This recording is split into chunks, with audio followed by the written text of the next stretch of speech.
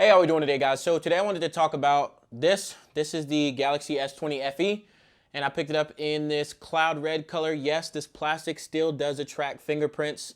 I don't know if anybody brought that up, but today I just wanted to do a video about the pros and cons of this phone. I just saw it on sale for Black Friday, and I just decided this was the perfect time to do it and let you guys know what I like about it, what I don't like about it, and if it's worth the money. So right about now, at the time of filming this video, I saw it on Amazon for about $550. And the Samsung Black Friday deals are claiming you can get it as low as $139. That's like with select trade-ins and blah, blah, blah, all that marketing jargon. You can still get it for a cheaper price though. So just wanted to go ahead and do this video. So let's go ahead and get into it.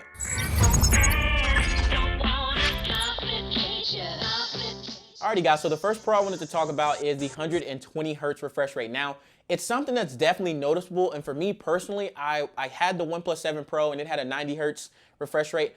I start to realize that I really start noticing it around 100. Like same thing with my monitors. I really start to notice around 100 hertz, 100 frames per second. That's when I start to really feel the difference. Everything before that, like 60 to 90, there's a jump, but 60 to 120, you can definitely tell there's a huge difference there. I do have to say though, for the normal person, like somebody who's not really looking for that when they go to upgrade to a new phone, you're not really gonna notice the difference too much. Like honestly, I tested it out with a few people and they're like, I mean, it feels smoother, but I mean, like unless you're looking for that personally, it's not really gonna make a huge difference for you. But for me, and for a lot of other people out there who like that sort of thing, you're definitely gonna notice the difference. It's gonna make your phone feel more snappy, more responsive, and it's a great addition that you can have, especially for something at this price point, not having to spend $1,300 to get it. All right, so con number one, the first con I wanna talk about is 1080p screen. So, I want to say that overall, I'm not really upset, especially considering like how great Samsung displays are at this point. I want to say that mainly for me, I want the 1440p screen just to be able to scale up to 1440p in YouTube, because you get like less artifacting and it's just a little bit more clear, and I can notice that switching between a 1080p and a 1440p screen, just because of the compression. Scaling it up to 1440 just gives you a clearer image, in my personal opinion.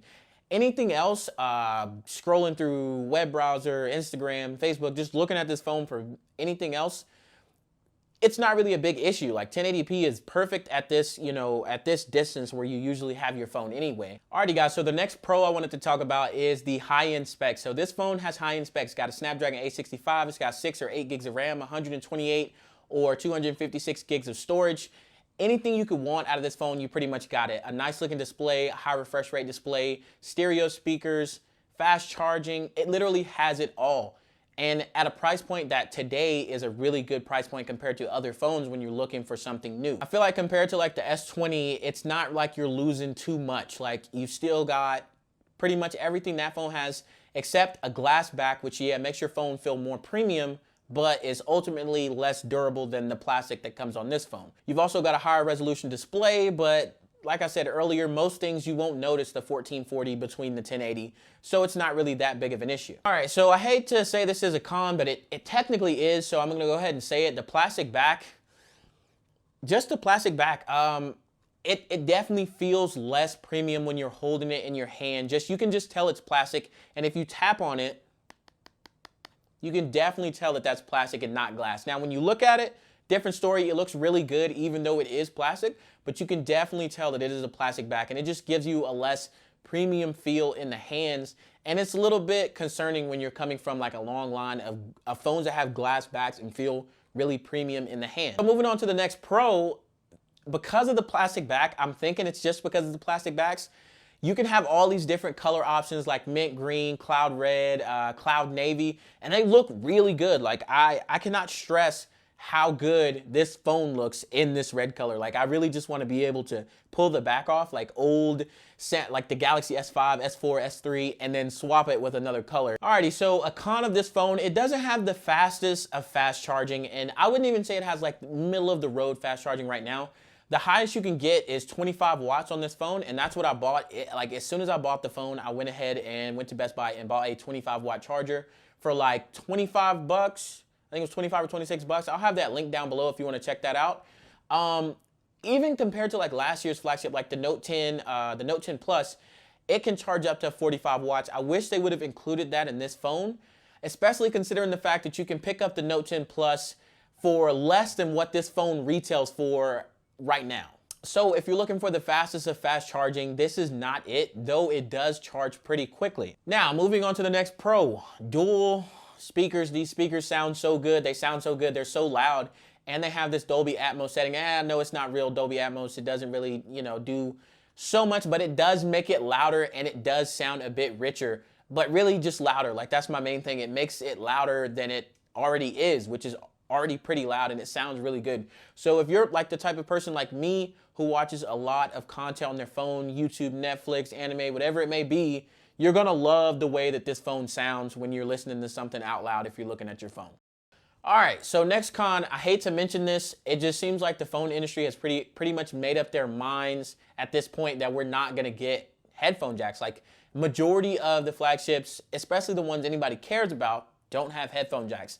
And normally this, I really wouldn't mention this, but coming from somebody who, like me, wants to review tech, it makes it a bit of an issue when a phone doesn't have a headphone jack, especially if I'm doing a video on something like a pair of headphones and I want to test the audio, what it sounds like plugged in. I have to either plug it into my PC, which is a hassle, or I have to use a different phone that I have in the house.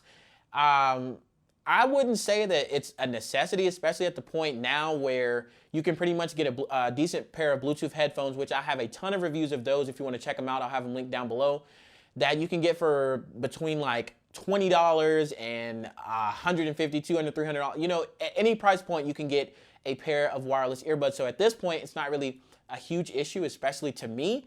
But just, I did want to mention it because it is a con, and I feel like at this point, they're just saying we're not going to put it back. It's not really an issue of they can't, but they just won't put it back. So I guess we just all got to get over it, honestly. So I don't really know if this is a pro or a con, so I'm just kind of going to throw it in the middle. The flat screen. So contrary to a lot of my favorite tech YouTubers out there, I don't mind curved screens. Like, I wouldn't say I prefer them, but I don't mind them. Like, a lot of people's argument about the curved screen is that accidental touches and blah, blah, blah, blah, blah. But I never really have those issues, or it's so rare of an occasion that it doesn't really bug me at all. Now, I just wanted to bring up the fact that this phone has a flat screen. Now, I like it. It actually feels really good now. This is coming from a person who prefers the curved screen. This is actually not bad at all. Now, a con, moving on to the next one, is the bezels. I'm not sure if this is like by design or if it's just because it's not a curved display. I'm used to curved displays, been using them for so long on all of my previous phones. The bezels are a bit thicker, and it's something you're definitely going to notice right away, but I feel like after just a little bit of time, you will forget about them. Like, the screen looks really good. It really pops out. It looks really good, but when you compare it directly next to an S20, I felt bad because I was in a store talking to this guy who had an S20, and I was like, those are some thin bezels. Those are some really thin bezels. I feel bad. So it's definitely noticeable when you compare to things like side to side like that, but otherwise it's not really a big, it's not really noticeable. It's not really a big issue, and I feel like that's the same with any phone. Alrighty, so moving on to the next pro. So I want to talk about the camera. Now, at this point, you pretty much got to expect, if you're getting a phone at a certain price range, especially from a company like Samsung, it's gonna have a good camera. Like, in my personal opinion, I don't, whenever I think of a phone camera, I don't think about pro camera, or I don't really go too deep into the details. I don't watch a lot of camera reviews. I like looking at sample pictures and things like that, simply because the benefit of having a good smartphone camera, or the idea of a good smartphone camera to me, is just being able to pull your phone out, take a picture, and not have to worry about if it's gonna be good, if it's gonna be balanced. This phone does a good job, as does all the other Samsung phones that are, of a higher price. I would say above like $600. They do a really good job, in my personal opinion, to the point where you can just pull out your phone, and whatever picture you take, regardless if it's a selfie, telephoto, or ultra wide, is gonna take a decent enough picture to where you can look at it and actually be proud of that picture, or happy, and it looks like a good picture. And so I'm just gonna include just a few camera samples, maybe a video sample, so you can see what it looks like, and make a judgment off those few images if you so choose.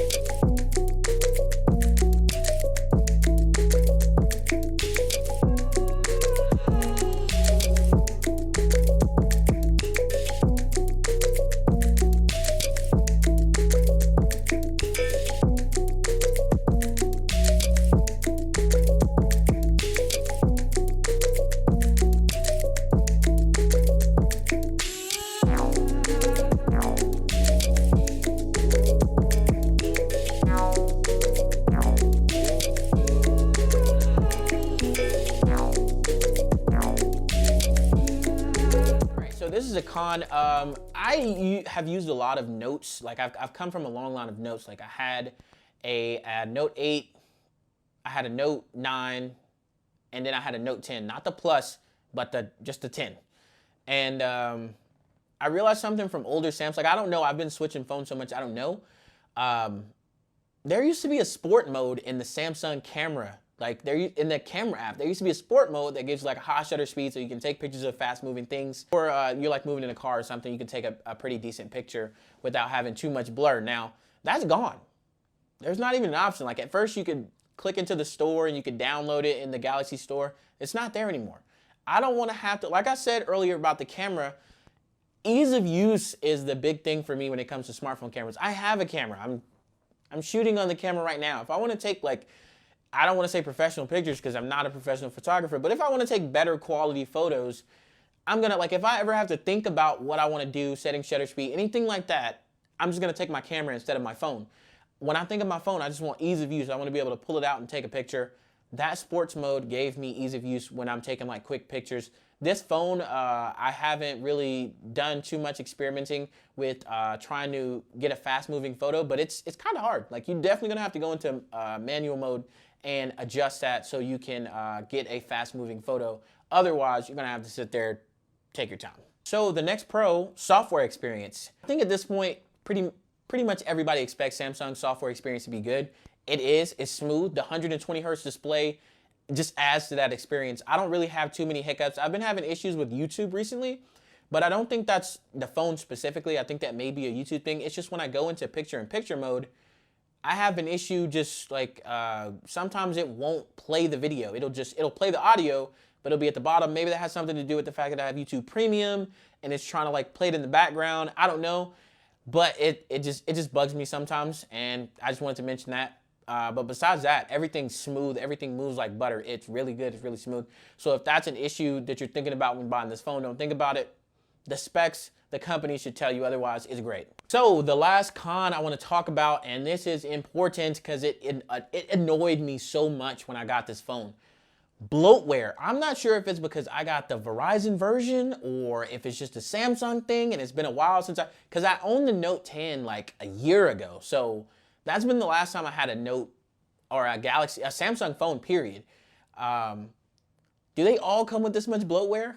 Am I just like forgetting something? Dude, I had all of the Yahoo apps. Who uses Yahoo? Nobody uses Yahoo. Like, I just feel like it blows my mind that that was on there. The Verizon apps for sure, which were expected because it is a Verizon phone. I wasn't really going too crazy about that. There were like 6 games. And then there were some Samsung apps that I don't even use. That's too much. And also Microsoft. Why do I need all of these Microsoft apps? Microsoft Office, Word. It's just like all of this bloatware. It was really irritating.